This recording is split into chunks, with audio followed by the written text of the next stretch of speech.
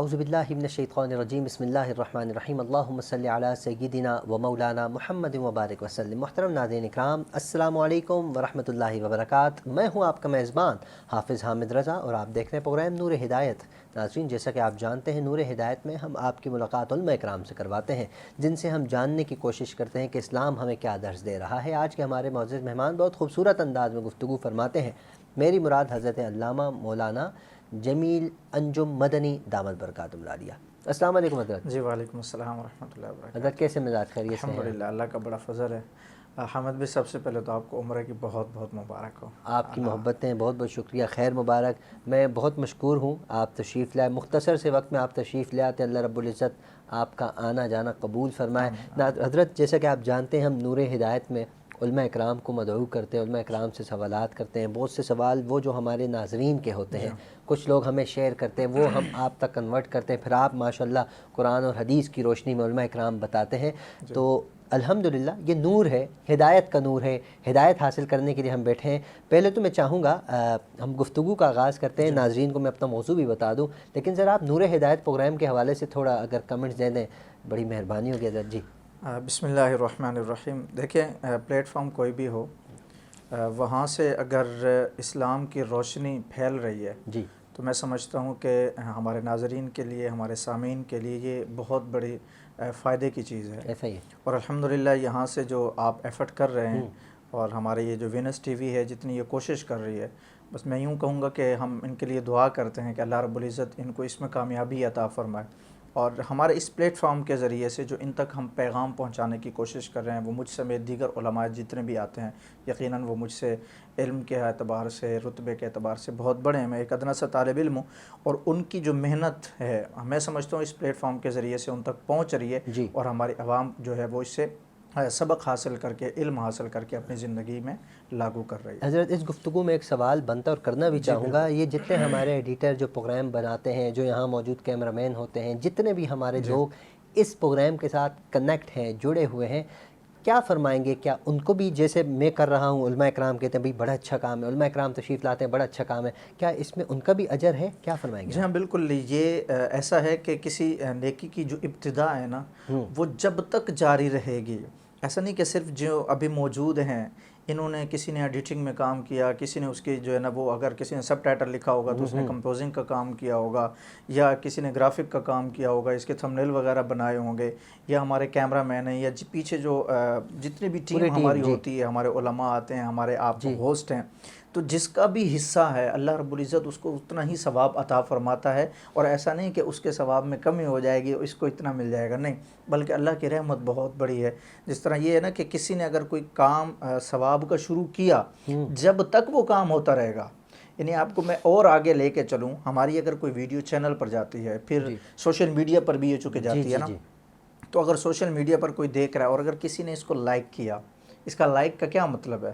مطلب میں آپ کی اس بات کو پسند کر رہا، تو یہ اس کو پسند آنا اور پھر اس کا اس پر عمل کر لینا ہی ہمارے لیے سوال، حالانکہ اس بندے نے لائک کیا، کس کنٹری میں بیٹھا ہے، دنیا کے کس خطے میں بیٹھا ہے، لیکن ہمیں اس کا بھی ثواب مل جائے گا۔ ماشاءاللہ، اس کا مطلب سب کو فائدہ ہے، ثواب ہے۔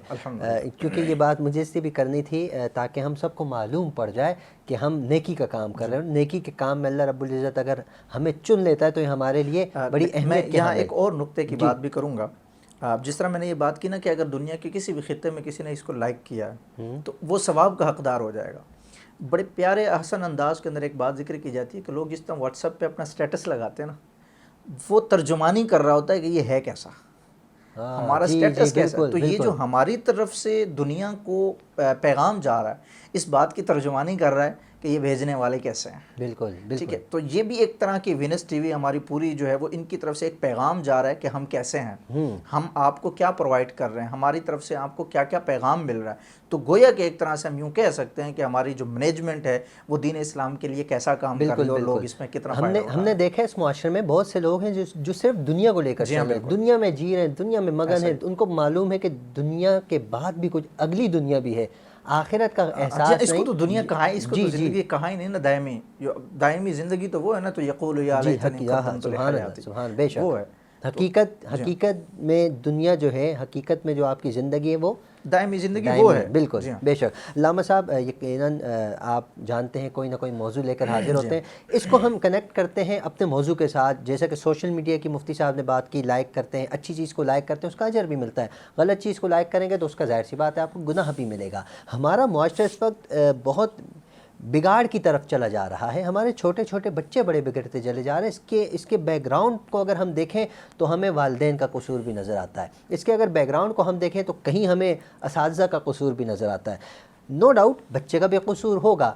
ہم آج کوشش کریں گے یہ جاننے کی کہ اولاد کی تربیت آخر کس انداز میں کی جائے, حقوق کیا ہیں, اولاد کے حقوق بھی کیا ہیں, تربیت کس انداز میں کی جائے, اور سرکار دو عالم صلی اللہ علیہ وآلہ وسلم کے فرامین کیا ہیں اور اولیاء کرام کیا فرماتے ہیں. اس حوالے سے باقاعدہ موضوع کا آغاز کرتے ہیں. حضرت سب سے پہلے میں چاہوں گا اولاد سے بات کا آغاز کرتے ہیں. جیسا کہ سوشل میڈیا ایک بچہ استعمال کر رہا ہے, اس کو پرووائڈ کیا گیا ہے, ایسے خود سے نہیں کر رہا, اور وہ استعمال کرتے کرتے بگاڑ کی طرف بڑھ جاتا ہے. یقیناً والدین کا قصور ہے. کیا فرمائیں گے آپ؟ ہاں دیکھیں حامد بھائی, اس پہ میں سب سے پہلے تو ایک قرآن مجید فرقان حمید کی آیت مقدسہ پیش کروں گا, اور اس کے بعد انشاءاللہ میں چند باتیں گوش گزار کروں گا اپنے سننے والوں اور دیکھنے والوں کے لیے. اللہ رب العزت قرآن مجید فرقان حمید میں ارشاد فرماتا ہے, یا ایھا الذین آمنوا قوا انفسکم واہلیکم نارا. فرمایا اے ایمان والو اپنی جانوں کو اور اپنے گھر والوں کو اس آگ سے بچاؤ جس کا ایندھن آدمی اور پتھر ہے. خود کو بھی بچاؤ, اپنے گھر والوں کو بھی بچاؤ. تو اب ہمارے ماتحت جو کوئی بھی ہوگا اس کا بچانا بھی تو ہم پر لازم ہے نا. اور اولاد کیا ہمارے ماتحت نہیں ہے؟ بے شک. اچھا اولاد ہمارے ماتحت ہے, ہم یہ سمجھتے ہیں کہ نہیں جی بس کھانا پینے کا انتظام کر دیا بہت ہے نا, کپڑا پہنانے کا انتظام کر دیا بس بہت ہے. نہیں, ایسا نہیں ہے. بلکہ اگر میں آپ کو اور گہرائی کی بات بتاؤں نا, تو اولاد کی پیدائش سے پہلے بھی ان کے حقوق ہیں. اللہ اکبر, پیدائش سے پہلے بھی ان کے حقوق ہیں. اگر آپ آج کل کے دور کے اعتبار سے دیکھیں نا, کیونکہ سوشل میڈیا کا دور ہے, ٹیکنالوجی کا دور ہے, آج بھی اگر آپ گوگل پہ ریسرچ کریں نا اس چیز کی, تو دنیا کے ایسے کئی ممالک ہیں جہاں حاملہ عورتوں کو ایسی ایکٹیویٹی کروائی جاتی ہے جس کا اثر اس بچے کے اوپر پڑتا ہے. یہاں تک کہ میں نے یہ بھی پڑھا ہے کہ لوگ ان سے میتھمیٹکس کے سوال حل کرواتے ہیں. کیوں؟ تاکہ بچہ ذہین پیدا ہو. حالانکہ یہ دنیاوی ایک عمل ہے ایک طرح سے, لیکن بچوں کی تربیت, یہ سائنس ہے نا, یہ کہتی ہے کہ یہاں سے شروع کر دو کہ بچہ ماں کے پیٹ میں یہاں سے کسی نہ کسی طرح کی ایکٹیویٹی. اور پھر آپ نے دیکھا ہوگا کہ کئی لوگ ایسے ہوتے ہیں جب بچہ چھوٹا سا ہوتا ہے اس کے سامنے مختلف قسم کی چیزیں رکھتے ہیں کہ بچہ کس طرف جانا چاہ رہا ہے. اگر وہ انجینئر بنے گا تو ادھر جائے گا, پائلٹ بنے گا تو ادھر جائے گا, تو اس کا رجحان کس طرح. یہ دنیا دار ہے. آئیے میں آپ کو اسلام کے دامن میں اسلام کیا چیز ہے وہ میں آپ کو بتاتا ہوں. سبحان اللہ. عرب کے ایک بہت بڑے دانشور گزرے, بہت بڑے شیخ, جن کا نام تھا ابو الاسود الدؤلی. یہ ایک دن اپنے بچوں کے ساتھ بیٹھے تھے, کہنے لگے بچوں انی احسنت لکم صغارا و کبارا قبل ان تولد. کہنے لگے میرے بچوں میرے تم پر بڑے احسان ہیں, بچپن میں بھی, بڑے ہو کر بھی, اور سنو تمہاری پیدائش سے پہلے کے بھی. پیدائش سے پہلے بچے نے سوال کیا ہوگا, بچے نے کہا ابا جان ٹھیک ہے ہم پیدا ہو گئے, چھوٹے تھے, آپ نے پالا پوسا, کھلایا پلایا, پہنایا, سب کچھ کیا, آپ کے احسان سمجھ میں آتا ہے. بڑے ہو گئے, آپ نے ہمیں بزنس کر کے دیا, کاروبار لگوا کے دیا, نوکری جاب سب کچھ کروا کے دیا, شادی کی, سمجھ میں آتا ہے. لیکن ہم جب نہیں تھے تب آپ نے کون سا احسان کر دیا؟ تو اس ابو الاسود الدؤلی نے جو جواب دیا, ہمارے لیے جو اسلام نے ایک طریقہ بتایا نا, آپ اس کو سنیں گے جھوم جائیں گے کہ اسلام نے ہمارے لیے یہاں نہیں کہ پیٹ میں وہ بچہ تب سے تربیت, بلکہ اس سے بھی پہلے کا حکم دے دیا کہ آپ کیا کرو. ابو الاسود الدؤلی پتہ ہے کیا کہتے ہیں؟ فرماتے بچوں میں نے جو تم پر تمہاری پیدائش سے پہلے احسان کیا وہ یہ کیا کہ میں وقت کا ایک شاعر تھا. اور حامد بھائی جو شاعر ہوتا ہے نا, حسن دیکھنے میں بڑا ماہر ہوتا ہے. جی, اس کا کام ہی حسن دیکھنا ہوتا ہے. وہ اپنے محبوب کے حسن میں اتنا گم ہو چکا ہوتا ہے کہ وہ ہرنی کو بھی چلتا دیکھے نا تو اپنے محبوب کے چلنے پر شاعری لکھ دیتا ہے. ٹھیک ہے نا, وہ خوشبو, ہرنی کی خوشبو, وہ کہتا ہے جی مشک اتنا ہے کہ وہ میرے محبوب کی خوشبو سے کچھ بھی نہیں ہے. وہ حسن دیکھنے میں اتنا ماہر ہوتا ہے. وہ کہتے ہیں بچوں میں شاعر تھا لیکن حسن دیکھنے میں اتنا ماہر ہونے کے باوجود بھی پتہ ہے میں نے اس عورت کو تلاش کیا جو دیندار ہو, جو میرے بچوں کی اچھی تربیت کر سکتی ہو. میں نے تم پر تمہاری پیدائش سے پہلے احسان یہ کیا کہ میں نے تمہارے لیے اچھی ماں کا انتخاب کیا. یہ نہیں دیکھا کہ اس کے پاس مال ہے, میں نے یہ نہیں دیکھا اس کا حسب نسب بہت بڑا ہے, میں نے یہ دیکھا کہ میرے بچوں کے لیے درست ہوگی یا نہیں. ان کی تربیت اچھی کر سکے گی. تو اب علماء یہ کہتے ہیں جی ہاں سب سے پہلا حقوق اولاد میں سے پہلا حق یہ ہے کہ ان کے لیے اچھی ماں کا انتخاب, کیونکہ صاحب ہماری نسلیں ان سے چلنی ہیں. اس میں اہم کردار مرد کا ہے. جی بالکل وہ تلاش کرے گا. اچھا اس میں بھی میں آپ کو یہ بتا دوں, ہمارے معاشرے کے اندر یہ جو بات چل پڑی ہے کہ جی شادی کرنی ہے تو ہم نے صرف وہیں کرنی ہے کہ جہاں والدین, نہیں والدین کے تو یہ ہے کہ ان کی رضامندی ہونی چاہیے, لیکن ایک اسٹیٹس ہو, بنگلہ ہو, گاڑی ہو, لینڈ کروزر ہو. اچھا پھر یہ اسٹیٹس بنا ہوا ہے کہ جی مختلف بھائی ہوں مگر بہن ایک ہو.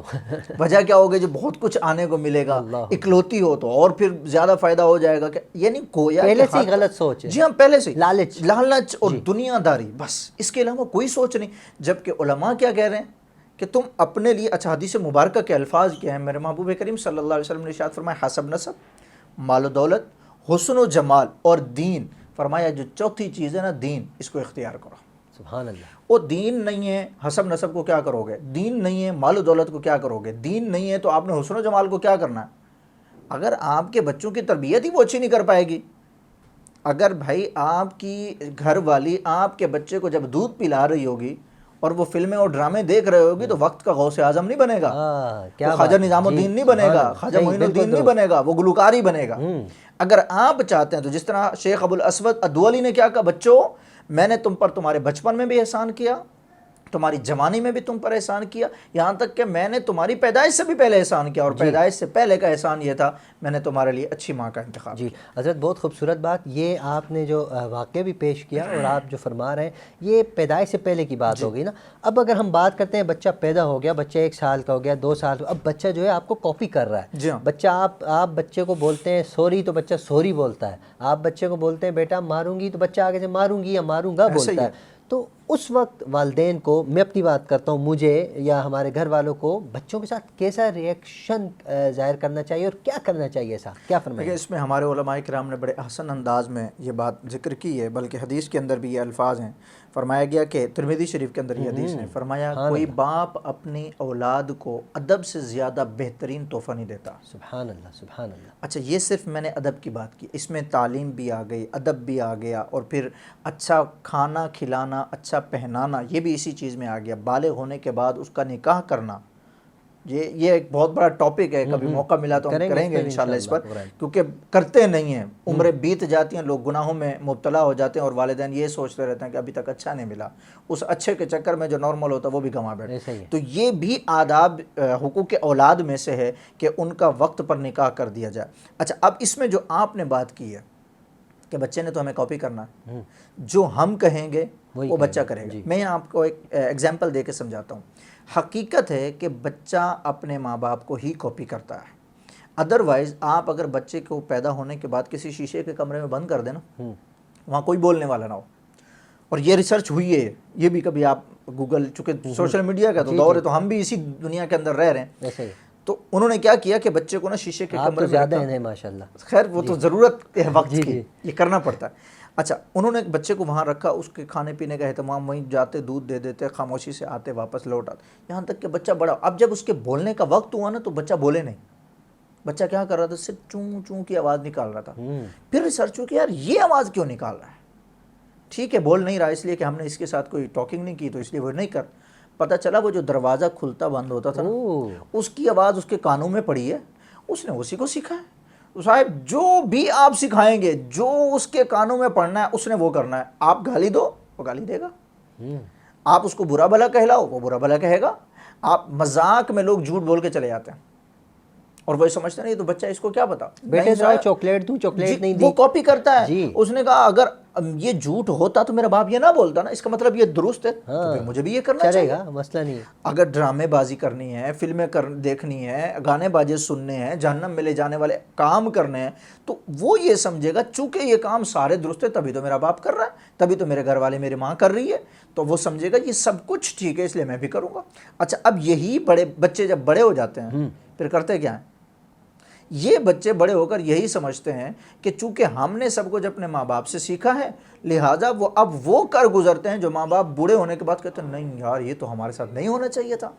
وہ کہتے ہیں نا کہ اپنے پاؤں پر خود ہی کلہاڑی مار دی, وہ اس وقت ان کے ساتھ ہو جاتا ہے. جی جی جی پلیز. جی ایسی صورت کے اندر ہمیں کیا چاہیے؟ ہمیں چاہیے کہ ہم قرآن و حدیث کی روشنی میں بچوں کی وہ تربیت کریں جس چیز کا ہمیں حکم دیا گیا۔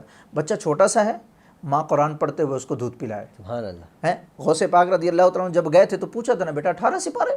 ایک پڑھ دیا، دوسرا پڑھ دیا، تیسرا پڑھ دیا، 18 سپارے۔ فرمایا بیٹا آگے۔ اصل میں مسئلہ یہ ہے کہ امی پڑھی ہوئی اتنی تھی، امی 18 سپارے پڑھی تھی تو امی 18 سپارے پڑھتی تھی، میں نے یاد کر لیے تھے، تو وقت کا پھر وہ غوث اعظم بنا۔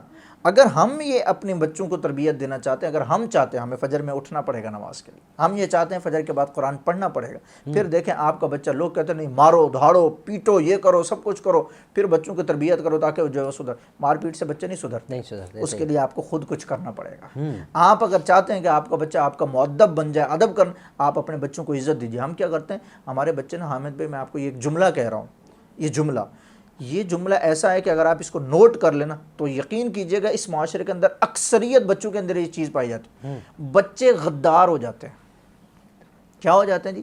یہ غداری پر اتر آتے ہیں۔ وجہ کیا ہوتی ہے؟ وجہ یہ ہوتی ہے کہ وہ ماں باپ سے متنفر ہو چکے اللہ اکبر، ان کی ڈانٹ سے، ہر بات پر ٹوکنے سے، ہر بات پر غصہ کرنے سے وہ اب غدار ہو چکے تھے۔ اب جب وہ عزت بھی کر رہے ہوتے نا تو وہ عزت نہیں کر رہے ہوتے، ڈر کے مارے عزت کر رہے ہوتے۔ یار بہتر یہ نہیں ہے کہ آپ ان کو پیار دے کے سمجھا لو؟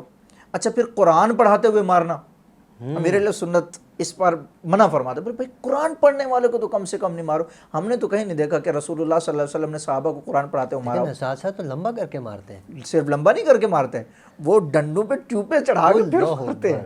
تو اس چیز سے بھی منع کیا گیا، بچے جب متنفر ہو جائیں گے۔ مجھے یاد ہے اچھی طرح، تو یہ ذرا پیغام بھی چلا جائے ہمارے ناظرین، کیونکہ ایک منٹ معذرت کے ساتھ، کیونکہ جو ہمارے لبرل قسم کے لوگ ہیں نا، جو تھوڑا اس سے ہٹ کر ہیں، تو وہ اس بات کو بڑا اٹھاتے ہیں کہ بھائی یہ قاری صاحب نے بچے کو اللہ معاف کرے نیل کر دیا، لال پیلا کر دیا، اور لٹا کر لمبا کر لمبے ہو جاؤ۔ تو یہ چیز آپ کیا فرماتے ہیں؟ میں یہ سمجھتا ہوں کہ مار پیٹ سے نا بچہ کتنا پڑھے گا، ٹھیک ہے نا؟ ہم نے درس نظامی میں بھی مار کھائی ہے، ایسی بات نہیں ہے، درس نظامی میں بھی ہم نے مار، لیکن وہ اس لیول کی نہیں تھی جس طرح ابھی آپ فرما رہے ہیں، ٹھیک ہے نا؟ لیکن میں یہ سمجھتا ہوں کہ جو چیز پیار سے، وہ کہتے ہیں نا کہ چابوں کو مار کے نا پیار سے وہ شیر کو بھی آپ قابو میں کر سکتے ہیں، بڑے بڑے ہاتھیوں کو بھی قابو کیا جا سکتا ہے، لیکن مسئلہ یہ ہے کہ ہم پیار والی وہ بات جو ہماری لینگویج ہے نا، ہم وہ یوز نہیں کرتے۔ پیار کرنے پہ بھی آئیں گے تو ایسا کریں گے کہ رسی ایسی ڈھیلی چھوڑ دیں گے کہ وہ ہاتھ سے نکل جائے گا، اور اگر غصہ کرنے پہ آ جائیں گے تو اس کو غدار بنا کے بٹھا دیں گے ہم، اس کو وہ جو ہے نا ڈر اس کے اندر پیدا کر دیں گے۔ تو میانہ روی اختیار کیجئے، آپ کی آنکھ کا خوف اتنا ہو کہ بچے دیکھ کے نا اس کو پتہ چل جائے گا کہ میں کیا کر رہا ہوں۔ لیکن حضرت اگر ہم اس کا دوسرا رخ دیکھیں تو ہم نے یہ بھی سنا علماء کرام سے کہ استاد کی مار جہنم کی آگ، یہ بھی تو سلسلہ ہے۔ یہ بھی تو اتنا بھی تو کر لینا، یہ بھی تو مار ہی ہے، ضروری تو نہیں کہ آپ ڈنڈا اٹھا کے اس کی ہڈیاں ہی توڑ دو۔ کیا بات، ایسا تو کہیں نہیں ہم نے پڑھا نا یا نہ سنا کہ جب تک ہڈی نہیں ٹوٹے گی جہنم کی آگ حرام نہیں ہوگی، یہ کہیں سنا پڑا آپ نے؟ میں بھی کوئی ایسا کہہ دے کہ زیادہ لگے کہ تو زیادہ کڑک والی آگ بھی آپ پہ حرام۔ یہ صرف باتیں ہیں، پھر یوں بھی تو کہا جا سکتا نا کہ زیادہ پیار کرو گے تو زیادہ پڑ جائے گا۔ ہر تصویر کا پھر دوسرا رخ بھی ہے، اگر زیادہ مار پڑنے سے جہنم کی آگ حرام ہو سکتی ہے تو پڑھنے سے کیا جہنم کی آگ حرام نہیں ہوگی؟ بالکل، بچہ عالم دین بن جائے گا۔ بے شک، اور ہمیں چاہیے کہ اپنے بچے کو حافظ قرآن بنائیں، عالم دین بنائیں، تاکہ وہ بچہ ہمارے جانے کے بعد کم از کم دعا تو کر سکے، دعائے مغفرت تو کر سکے، یہ نہ کہے کہ مجھے نہیں آتی، امام صاحب کو ڈھونڈ کے لاؤ۔ اللہ رب العزت ہم سب کو عمل کی توفیق عطا فرمائے۔ مفتی صاحب آپ کا بہت بہت شکریہ، آپ کی تشریف آوری کا بہت بہت شکریہ، امید کرتے ہیں آپ آئندہ بھی تشریف لائیں گے۔ میں یہاں ایک بات کروں گا، میں مفتی صاحب نہیں ہوں، ٹھیک ہے، میں ایک ادنا سا طالب علم ہوں، مفتیوں کا درجہ بہت بڑا ہوتا ہے، ٹھیک ہے، میں ایک ادنا سا طالب علم ہوں، اور دعا کریں کہ اللہ ہمیں اپنے علم پر عمل کرنے والا۔ العلماء ورثۃ الانبیاء، میں تو اس کو ذہن میں رکھتا ہوں، سبحان اللہ، اللہ رب العزت سلامت رکھے۔ ناظرین، پروگرام کا وقت اختتام کی جانب ہے، ہمیشہ کی طرح اپنا خیال رکھیے، اپنے اہل و عیال، اپنے پڑوسی، اپنے رشتہ دار، سب کا خیال رکھیے۔ وینس ٹی وی کی پوری ٹیم کو اپنی خصوصی دعاؤں میں یاد رکھیے۔ السلام علیکم ورحمۃ اللہ وبرکاتہ۔